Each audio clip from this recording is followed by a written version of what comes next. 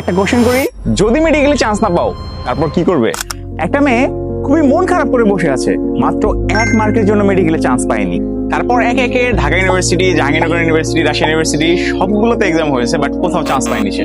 যতক্ষণে সে find out করতে পারলো তার মাত্র 2টা প্রবলেম সলভ করার মাধ্যমে সে প্রত্যেকটা ইউনিভার্সিটিতে টপ করতে পারতো, ততক্ষণে মাত্র একটা ইউনিভার্সিটির এক্সাম বাকি আছে এবং সে কৃষি ইউনিভার্সিটিতে টপই করেছিল।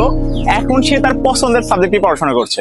এই স্টোরিটা শেয়ার করার পিছনে একটা রিজন আছে। আমাদের টাঙ্গাইলে মেডিকেল অ্যাডমিশন টেস্টের একটা হাইপ আছে।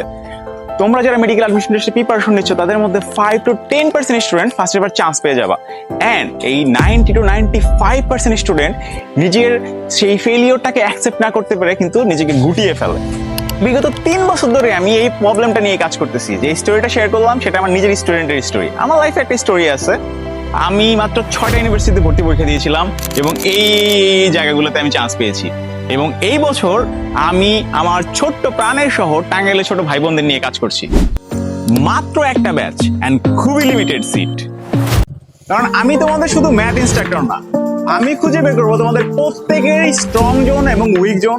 আমার রেসপন্সিবিলিটি থাকবে তোমাদের প্রত্যেকের বেস্ট আউটপুটটা বের করা, এন্ড চান্স পাওয়ার আগ পর্যন্ত সবার জন্য থাকবে ফ্রি কাউন্সিলিং। সো কোচিং এর গাদা গাদা স্টুডেন্টের ভিড়ে নিজেকে হারিয়ে না ফেলে মাত্র কয়েকটা প্রবলেম সলভ করে তুমিও যে কোনো ইউনিভার্সিটি টপার হতে পারো। সো লিমিটেড সিট শেষ হয়ে যাওয়ার আগেই আমাকে নক করো।